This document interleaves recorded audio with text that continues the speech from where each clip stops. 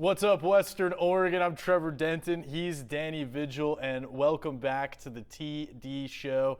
Like I said, I'm Trevor. He's Danny. Every week we're going to be talking everything Oregon, Oregon State, whatever else is on our mind. New thing we're kind of kicking off here for KVAL, KMTR, so hope you enjoy the ride. And Danny, the weather's getting hot.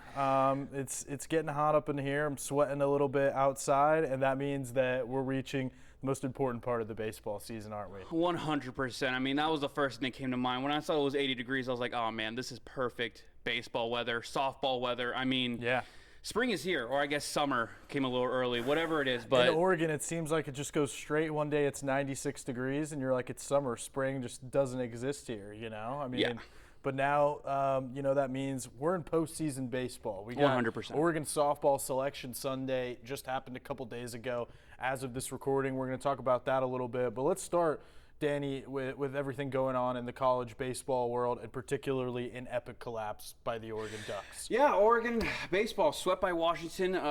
First sweep since 2009 against Crazy. Washington. 2009. Yeah, so this is a big, big moment for Washington. I mean, you got to give them props for taking down Oregon like that. But Oregon, I mean, lost their last 7 of 8 games, man. They were struggling, this last stretch. Luckily, they have conference play against Utah, so hopefully they can salvage something for the end of the season. But Trevor, I mean, what does this really mean? How is this going to affect the team, and what does it look like going forward? Well, I was high on this team all year long. I mean, you look at the lineup, it is so dang deep. You got a school legend in Tanner Smith that can go yard at any time. You got Jacob Walsh, a power hitter. You got Rika Nishida, the most versatile player maybe in the Pac-12, a guy that will make diving catches in the outfield and beat out a throw at first base on a grounder. Unbelievable lineup.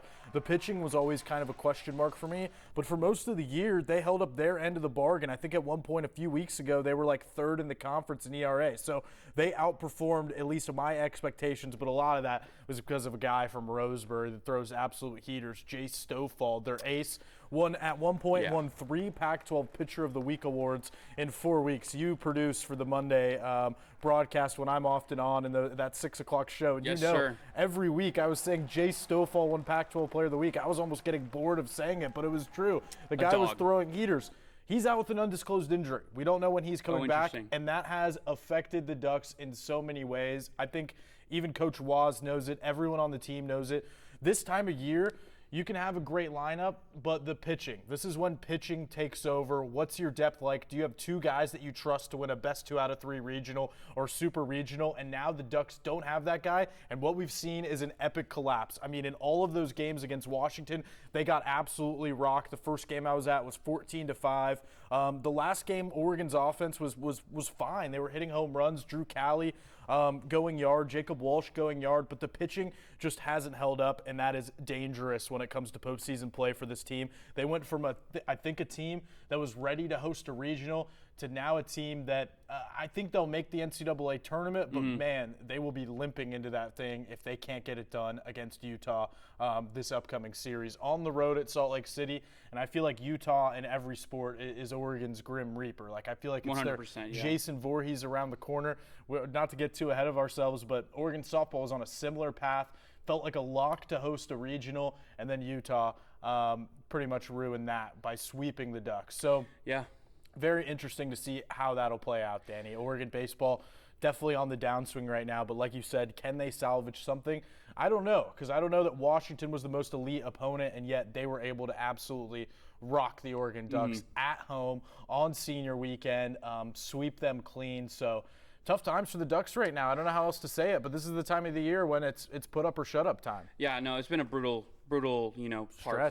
stretch for Oregon baseball. But on the flip side, I mean, you have Oregon softball. They're going to be playing against Notre Dame in Arkansas for the NCAA tournament. What do you see from them? What are you looking forward to with It feels like they softball? need to get the bats back to going. It feels like they've been inconsistent against Utah, that series that they got swept. The thing is, they've struggled against left-handed pitchers. They have experience. They have the hitters, so I'm not sure what's going on. Maybe they just didn't face enough of them during the regular season, but they've struggled mightily against left-handed pitchers, and that's going to be a big storyline in this regional. So last year, they looked great in the regional. They beat Wichita State twice to kind of stay alive. It's a double elimination format, so you can afford to lose one game and keep going.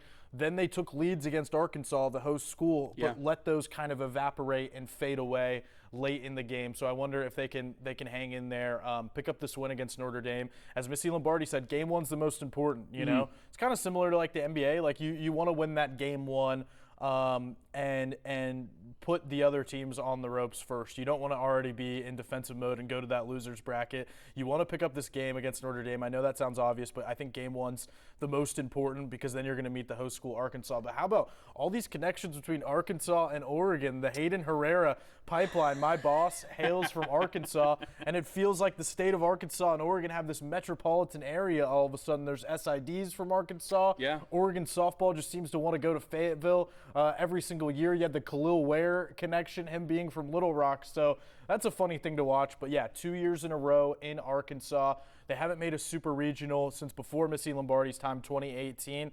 Again, I don't know what's going on with these Oregon teams, but it just feels like when push has come to shove, both teams have collapsed at a similar time. Yeah. I think Oregon softball's in a slightly better position than baseball, but still, this was a team that wanted to host a regional, and I think that's huge. Like Missy tried to downplay that, as you do on Selection Sunday. We're happy to play anywhere. You know that coaches speak. We're happy to play anywhere. We're happy to hear our name called. But I think hosting a regional is such a huge advantage. Getting to sleep in your own bed and exactly hit up Rennie's after the game. I mean, it's just not the same when you can't get those tots afterwards. You know what I mean?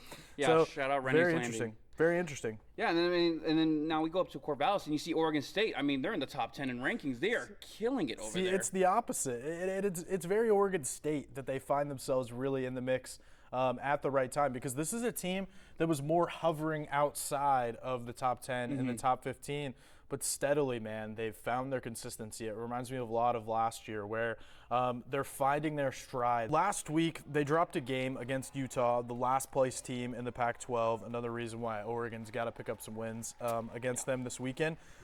So I thought that was a little alarming, losing 9-13 in game one. But then they rebounded, won the next two games, won a game against Portland, and then they went to Jackie Robinson Stadium in Westwood, always a tough place to play. UCLA, regardless of where they're in the standings, they're always going to be loaded up with talent, and they went and beat them 2-1. Travis Bazzana, not winning Pac-12 Player of the Week after he had 5 hits on Sunday with his 3rd Grand Slam of the season. Like, Grand Slams are rare. 3 on the year is pretty insane. Especially in college. Yeah, in college, Bazzana is absolutely clutch. He's the speedy Australian, definitely someone you've got to be paying attention to at this time of the year. Last year, their guy was Jacob Melton, who's now in the minor leagues, who was my favorite player to watch in Oregon State. Now it's Travis Bazzana. He could do everything for the Beavers, similar to Riku Nishida, obviously different frames, but similar type of skill set where they could do anything possible on a baseball field. And yeah, Oregon State feels like they're peaking at the right time. I'm headed to their game tonight. We're recording this on a Tuesday. They'll go up against Portland in a little one-off game Tuesday night. And then they've got Western Carolina. Kind of weird to have a series against a directional mid-major right before the Pac-12 tournament. I guess that's just the way it played out. Maybe that'll help them get confidence. But the thing is, at the end of the day, both Oregon and Oregon State have clinched the Pac-12 tournament. Only 8 teams from the Pac-12 make it. So they're in that. It's an opportunity for both of them to either help or hurt their resume. So we'll see how things play out. I think Oregon, they've got to string together some wins. Helps that they're getting Utah, the last place team, at kind of the right time where they can maybe string together some wins, but they need to make an impression in the Pac-12 baseball tournament. Oregon State, on the other hand, it's almost like probably don't want to play in this thing because it's an opportunity to hurt your resume. Right now, their resume feels pretty set. So we'll see how this all shakes out. Last year, the Pac-12 baseball tournament was wild. I mean, it was on drugs or something. Like literally, Oregon State and UCLA played a game that was like, I think like 6 hours. It was longer than I remember calculating it. I don't know why, but I said this on air. It was longer than if you watched the 2 Hobbit movies back to back, or you watched the first Hobbit movie back to back. It was 25-22. And get this, Oregon State scored 21 runs on Sunday against UCLA. They won 21-5. You see that score and you're like, oh, Dorian Thompson-Robinson must have had a safety.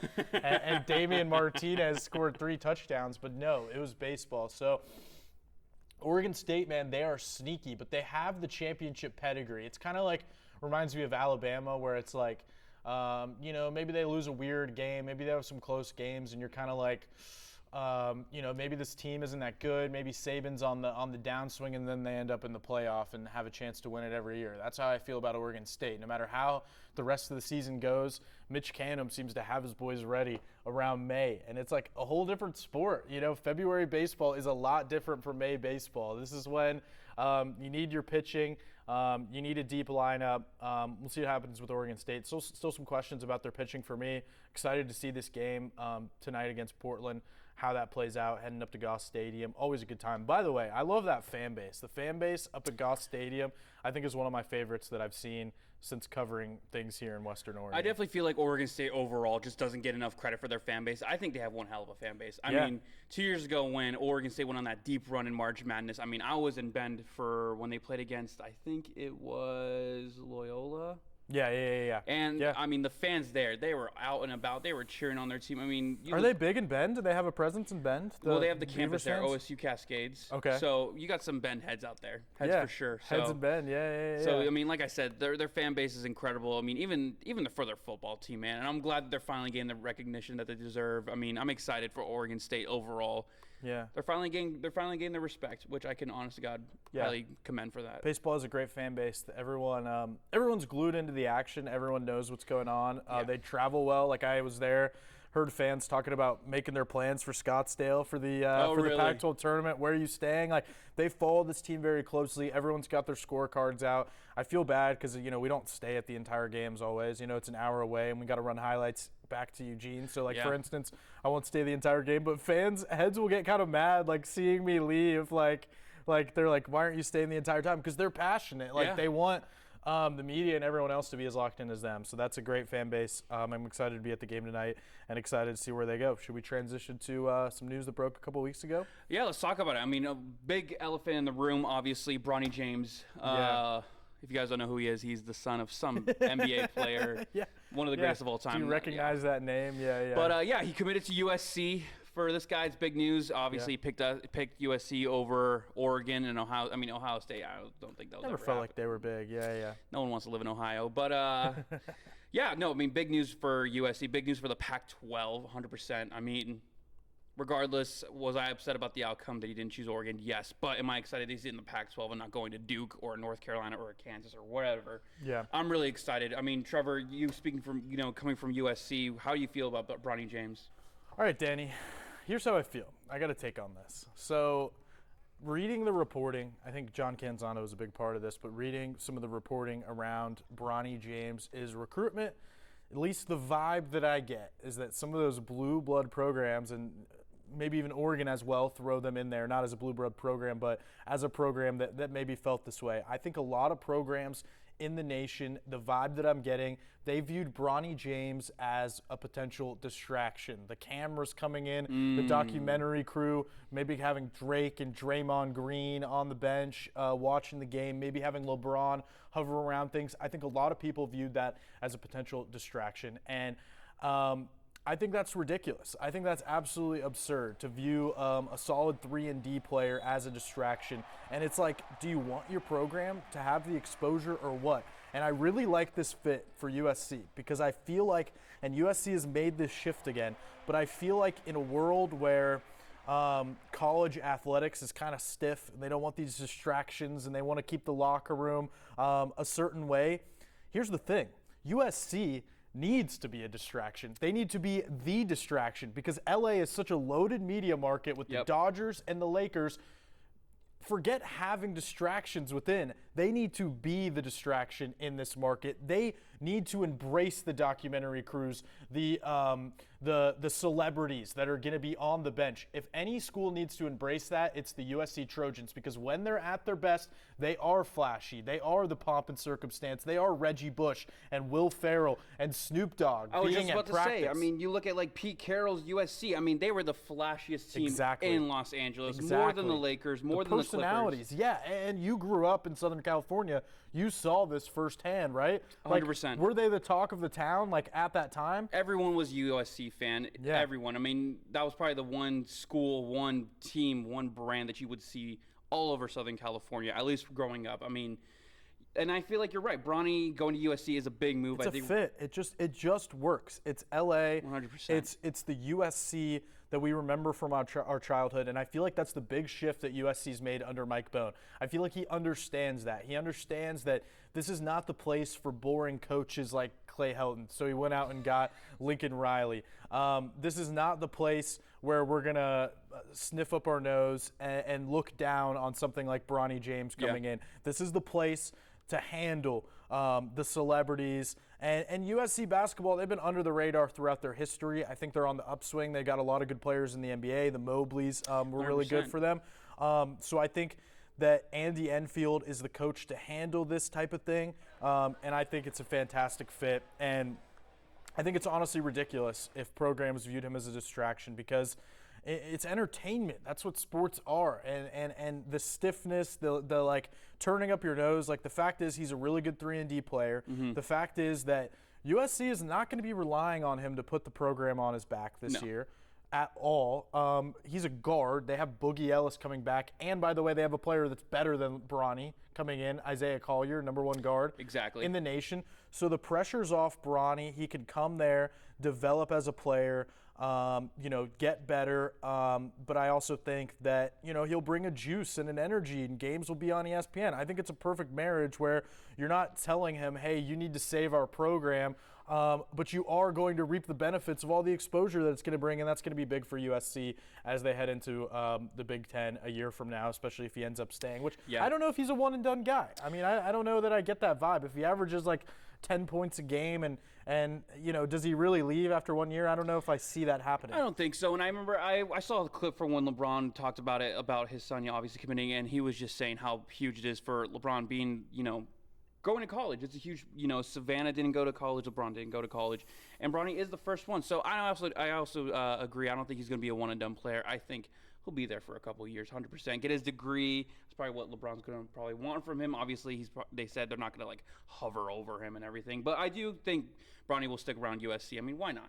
Yeah, but and even though they won't hover around him, there will be a presence hovering around Bronny. I think that they understand how to utilize the media, and I think they understand that all of this stuff should be documented. I mean, watching him at the Nike Hoop Summit, the posse around him. But what's so strange is that it's almost like it seems like they just know how to block it out at this point. And it seems like Bronny's been raised from a very young age to be accustomed to the media attention. And I think they just try to act as normal as they can. Like after the game, LeBron and Bronny were talking on the court, and it seemed like any conversation between a father and son, like, so are you going to shower? Are we going to meet you for dinner? When do you want us to meet? It's like any father and son after a sporting event. There just happens to be 100 people around them filming that. But it's like they don't even seem to notice. So I think he's been raised from a very young age to be accustomed to the media, and I think USC's a good fit. But you think he's scared? You think he's scared of the rain? I think he was scared of the Pacific Northwest, man. Really? I don't think he was cut out for the rain, the cold. I mean,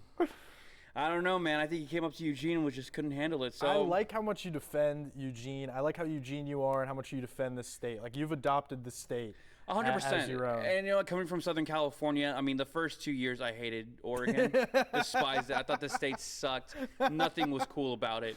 Yeah. And I got a car and explored, and I was like, the state's not that bad. But I think Bronny wasn't cut out for it. I mean, only a select few can, really be cut out for the Pacific Northwest. And Bronny, I mean, congrats to USC, but someone couldn't stay that far from home, man. I like it. I like that take. Too scared of the Pacific Northwest. Didn't know you hated Oregon at first, but I absolutely despised it. Just got to get in your car sometimes and explore around. You know now what? You're an Oregon guy. Now I'm an Oregon guy. I got the Oregon license plate, Smokey the Bear. I mean, I might get a beaver tattoo of the state, beaver, not Oregon State. But, Oregon's great. All right, so we talked about one guy that's going from that was choosing between Oregon and USC. After the break, we're going to go the reverse way. Talk about a guy that came from USC and picked the Oregon Ducks. So we'll be right back. Yeah, welcome back. And I mean, like we mentioned before the break, I mean, we got ahead from USC coming to Oregon, making the better pick for football school. We got Gary Bryant Jr., former 4-star wide receiver. He was the return specialist for USC. Yeah. I think it's great. I think Oregon's doing a great thing. They're adding more to their depth.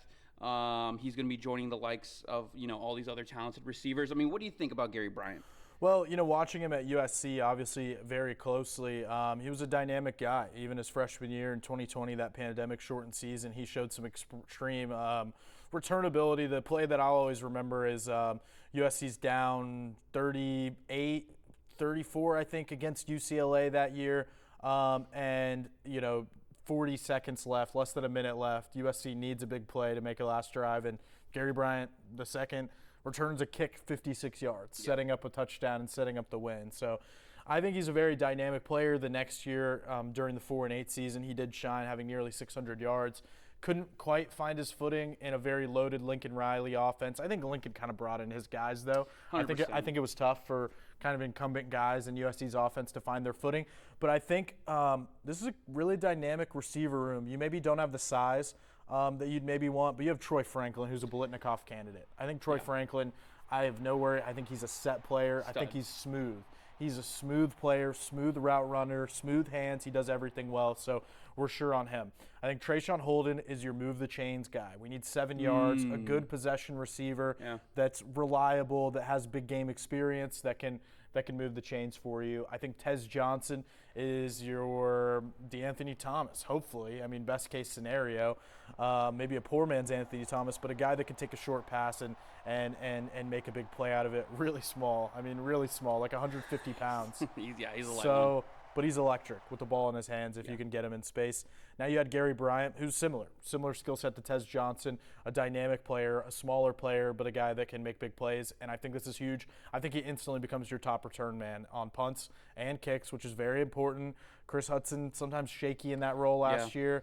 I always remember the really ill-fated decision to take out a kick against Oregon State that ended up kind of costing them the game. But nonetheless, I think Gary Bryant's instantly your top return guy. I don't think you want Troy Franklin returning kicks. I just don't. No. And I'm sure he could do it, and he's done it at times, but you don't want that. Get it. Now you have a return specialist. I think that's honestly a big part of this decision is not having Chris Hudson. And Chris Hudson's a really good part of the receiver room. I just dogged him for his return skills, but he's another guy. He's another guy in the mix in that receiver room that makes this group really deep. I like this receiver group. I think it's set. I honestly liked it before Gary Bryant. You just added another head, as you like to say. Heads, man. And then you look on the flip side too. We also got former Colorado quarterback Nico Reed. Joining. He's joining Triquez Bridges, Dante Manning, Jaleel Florence, and obviously Alabama transfer Kyrie Jackson. I mean, that's just a whole squad on the defensive side. Tysheem Johnson, kind of a nickelback too from Ole Miss that you throw in there. He might be my favorite of that group.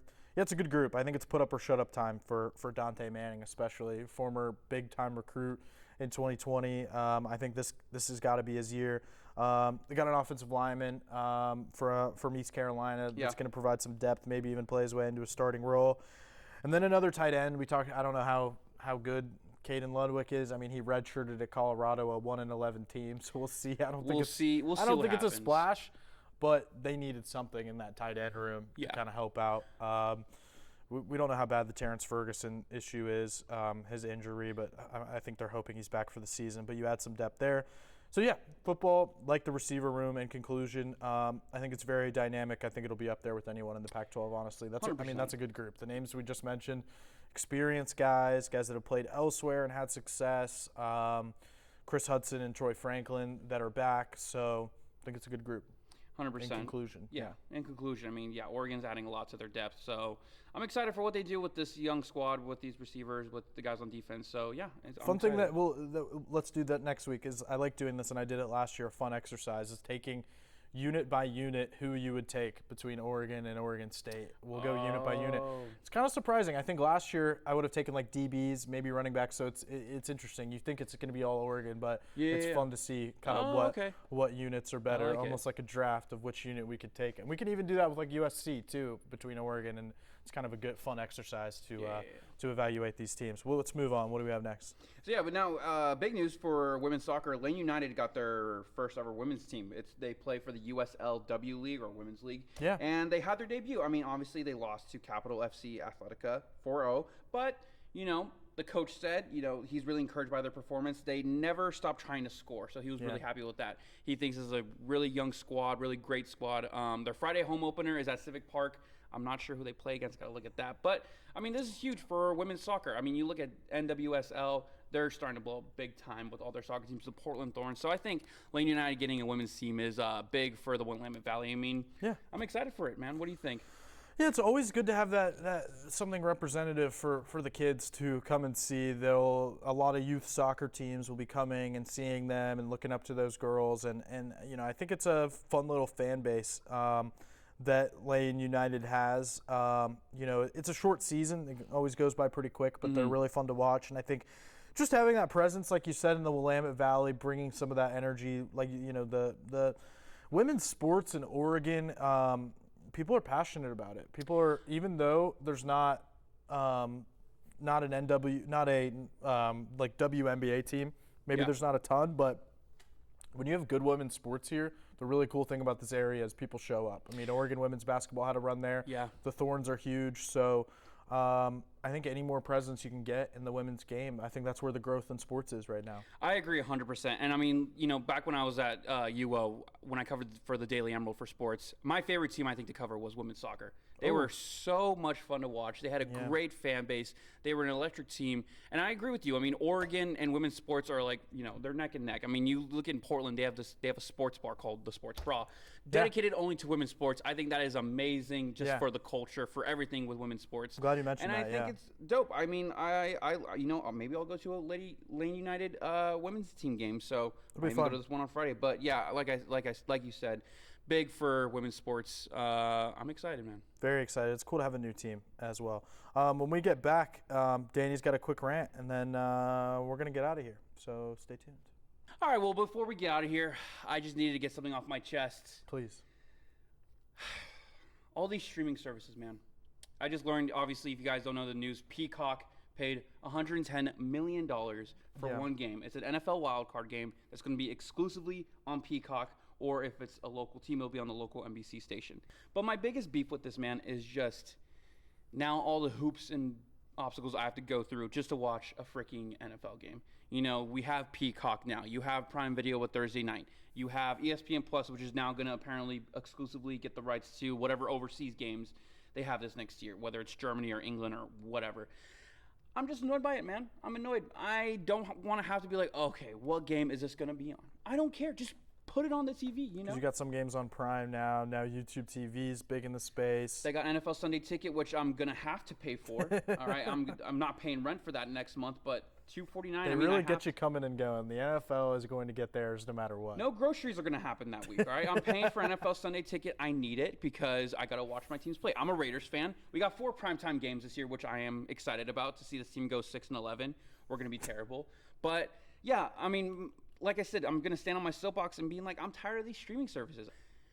Just give me one big package with all the sports. Yeah. MLB, NHL. Something's got to change. Something's got to change for sure. I mean, like I said, I don't want to have to go to Peacock. I don't want to have to go to Prime Video. I'm going to have to. I'm going to do it regardless. Yeah. What, am I going to miss an NFL game? Yeah. And hang out with my girlfriend on a Sunday? No. I'm going to watch football for 10 hours. That's what I'm going to do. I'm with you. And I have Peacock because of the WWE. I'm a fanatic, so I'm fine with that. But yeah, there's too much going on. Something's got to change with the streaming world. There's got to be a one-stop shop where you can get all the sports you need.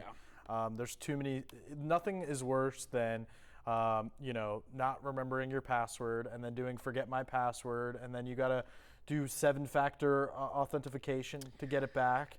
And call your mom and be like, what's our cable pass? There's too much going on there. There's too much. I just want to sit down, put on the TV, and then boom. There's nothing worse than you got a big event coming up that you're excited to watch, and then for some reason it's blacked out, or you forgot your password, or something happens, and you're like, well, what do I do now? Am I going to be alone with my intrusive thoughts today? Am I going to have to confront the reality of my own consciousness, or can I watch some sports? We can't let that happen. I can't be alone with my thoughts. I need to be numbed with sports and football, and that's just, that's basically the gist of it, man. If we're without screens for even 3 seconds, it's dangerous out there. My dopamine receptors only rely on screens.